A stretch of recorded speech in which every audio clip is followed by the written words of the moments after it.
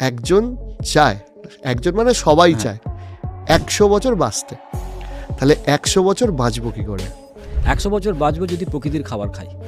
সকাল থেকে রাত্র অবধি যদি আমি খাবার খাই, প্রকৃতির ক্ষমতা আছে আমাকে 100 বছর নয়, আমাকে আরও বেশি বছর বাঁচিয়ে রাখার। আবার এই যে আমাদের কনসেপ্ট ব্রেকফাস্ট লাঞ্চ ডিনার, সত্যি কি ব্রেকফাস্ট লাঞ্চ ডিনার খাওয়া উচিত?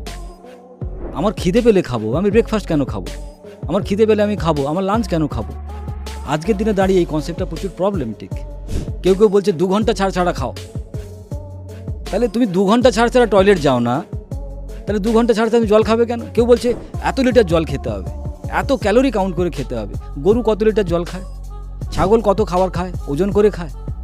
তাহলে পৃথিবীর প্রতিটা জীবজন্তু যারা আকাশে উড়ে বেড়ায়, যারা মাটিতে ঘুরে বেড়ায়, যারা জলের তলায় সাঁতার কাটে, তারা কোনো কিছু গুনে খায় না, খিদে পায় খায়, খিদে পায় না খায় না। তাহলে এই মেকানিজমটাই হচ্ছে আমাদের সুস্থ থাকার মেন কারণ।